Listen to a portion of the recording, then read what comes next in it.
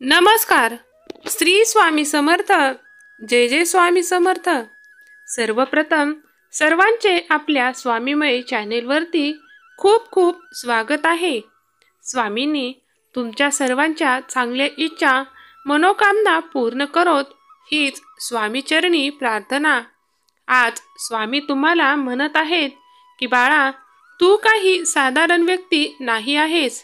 फक्त तू तुझ्यामध्ये असणारे गुण ओळखून घेण्याचे प्रयत्न कर. मी तुझ्या जवळच आहे, फक्त हे विसरू नकोस. मी तुला कधीच सोडून गेलो नाही आणि जाणारही नाही. हा माझा तुला आशीर्वाद आहे. स्वामींचा हा आशीर्वाद प्राप्त करून घेण्यासाठी आत्ताच आपल्या व्हिडिओला लाईक सबस्क्राईब करून घ्या, जेणेकरून तुम्ही पुण्याचे भागीदार ठराल आणि तुमच्याकडून एक पुण्याचे काम घडून येईल. स्वामी म्हणतात की बाळा, बोलण्याची कला ही एखाद्या जादूपेक्षा कमी नाही. आपल्या गोड बोलण्याने जग जिंकता येते, फक्त ज्ञानाने नाही. शब्दाचा जादूगार असणारा एक माणूस हा ज्ञानी व्यक्तीला देखील आपल्या प्रभावाखाली आणू शकतो. आजच्या या काळात प्रत्येक व्यक्ती आपला स्वार्थ साधण्यासाठी जवळ येतो. असे लोक फक्त आपल्या बोलण्याने आपले काम काढून घेतात आणि स्वार्थ साधून मोकळे होतात. इथे कोणालाच कोणावरती विश्वास तर राहिलाच नाही. फक्त आपले आई वडील सोडले तर या जगात तुमच्यावर अंतःकरणातून प्रेम आणि विश्वास ठेवणारे कोणीच नाही. हे ज्या दिवशी तुम्हाला समजले, त्या दिवशी तुम्ही जगातली सर्वात मौल्यवान गोष्ट स्वीकार केली आहे. तुम्हीही सहमत असाल तर होय स्वामी आई, मी सहमत आहे, तुमचे म्हणणे मला पटत आहे, अशी कमेंट करा. भाग्यवान ठराल. एकदा एका ज्योतिषाने राजाला सांगितले की 10 दिवसानंतर तुझी प्रिय राणी मरणार आहे. आणि झालेही तसेच. 10 दिवसानंतर राणी मरण पावली. राजाला संशय आला की ज्योतिषाने त्यांची गोष्ट खरी करण्यासाठी राणीला मारले असावे. ज्योतिषी आपल्यासाठी अडचण होऊ नये म्हणून राजाने आता ज्योतिषालाच मारण्याचा निर्णय घेतला. त्याला मारण्या अगोदर राजाने ज्योतिषाला विचारले, तू ज्योतिष आहेस ना? मग चल सांग, तुझा मृत्यू कधी आहे? तेव्हा ज्योतिषाने चलाखीने उत्तर दिले की राजा, तुमच्या मृत्यूच्या ठीक 2 दिवसा अगोदर माझा मृत्यू आहे. तेव्हा राजा घाबरला की जर ज्योतिषाला मारले तर त्याच्या दुसऱ्या दिवसानंतर माझाही मृत्यू होईल. तेव्हा राजाने भीतीने त्याला सोडून दिले. लोकांना आपल्यावर असे निर्भय ठेवा की लोक आपल्यासोबत वाईट करणारच नाहीत. फक्त तुमच्या डोक्यातून एक गोष्ट काढून टाका की या कलियुगात स्वार्थाशिवाय कोणी तुमच्या जवळ असेल. कारण असा व्यक्ती तुम्हाला चुकूनही मिळणार नाही. आणि तुम्हाला प्रत्येक वेळी संकटात विनास्वार्थी मदत करणारी एकच शक्ती आहे, ती म्हणजे आपल्या स्वामी आईची शक्ती.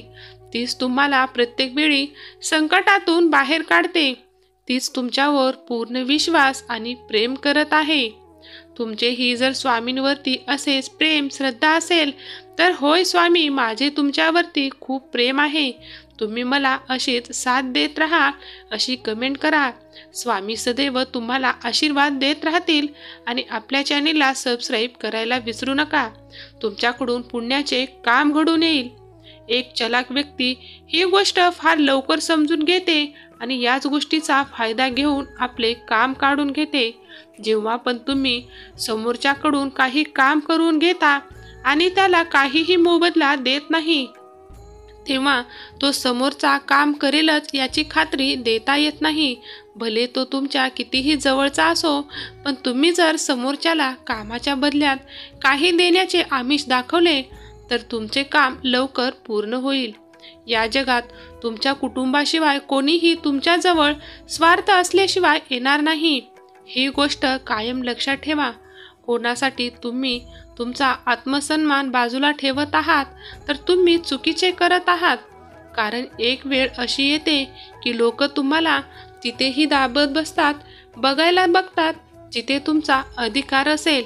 म्हणून खड्ड्यात गेली हे जग, दुनिया आणि सगळे लोक सगळ्यात अगोदर आपला सेल्फ रिस्पेक्ट, आत्मसन्मान जपा. कधीही प्रमाणापेक्षा जास्त कुणासोबत वागणे हे तुम्हाला एक वेळ गुलाम बनवू शकते. कारण पायाला लागलेली ठेस सांभाळून चालायला शिकवते आणि मनाला लागलेली ठेस ही समजदारीने जगायला शिकवते. पण काही लोक ही ठेच लागूनही सुधारत नाहीत आणि एकदा लागलेली ठेस त्यातूनच तुम्ही धडा शिकायला हवा आणि पुढे चालाखीने वागायला हवे. या जगात मतलबी हा शब्द खूपच वजनदार आहे, पण एकदा का मतलब निघाला की एकदम चांगल्यातले चांगले नाते ही अगदी लगेच तुटायला सुरुवात होते आणि माणसे दूर व्हायला सुरुवात होते. फक्त आपला मतलब आहे तोपर्यंत सगळे जवळ राहतात, म्हणून चलाखीने लोकांना बांधून ठेवा. लोकांना त्यांचा मतलब दाखवून त्यांना तुमच्यावर अवलंबून ठेवा. लोक तुमच्यापासून कधीच दूर जाणार नाहीत आणि ज्यांना खरंच तुमची काळजी आहे ते कोणत्याही परिस्थितीत तुमची साथ नक्कीच देतील. आणि ज्यांना तुमच्या भावनाची कदरच नाही त्यांच्यासोबत राहून आणि त्यांच्या मागे धावून तुम्ही तुमचा मौल्यवान वेळ वाया घालू नका. कारण हा वेळ परत तुम्हाला कधीच मिळणार नाही. म्हणून एक वेळ मरून जा, पण आपली कमजोरी कधीच कोणाला सांगू नका. आपल्या आयुष्यात असे बरेच लोक असतात ज्यांच्यावर आपण स्वतःपेक्षा जास्त विश्वास ठेवून आपल्या कमजोर बाजू, आपले सिक्रेट सगळे सांगून बसतो. जर तुम्ही असे करत असाल तर तुम्ही नक्कीच अडचणीत सापडू शकता. कारण तीच व्यक्ती पुढे चालून तुमची शत्रू होते आणि तुमच्या कमजोरीचा पूर्णपणे फायदा घेऊन तुम्हाला बर्बाद करण्यात मागे पुढे कधीच पाहत नाही. तुमच्यात आणि त्या व्यक्तीमध्ये मतभेद निर्माण झाले म्हणजे तुम्ही एकमेकाच्या विरोधात असाल तर तुमच्या या सगळ्या गोष्टींचा ती व्यक्ती फायदा उचलू शकते. आपल्या कमजोर बाजू फक्त आपल्यापर्यंत ठेवा. त्या उघडपणे कोणाला सांगणे म्हणजे आपल्या मूर्खपणाची शेवटची हद्दच असते. तुम्हालाही हा अनुभव आला असेल तर स्वामींना प्रार्थना करा की स्वामी आई, मला अशा स्वार्थी लोकांपासून नेहमी दूर ठेवा आणि माझे रक्षण करा.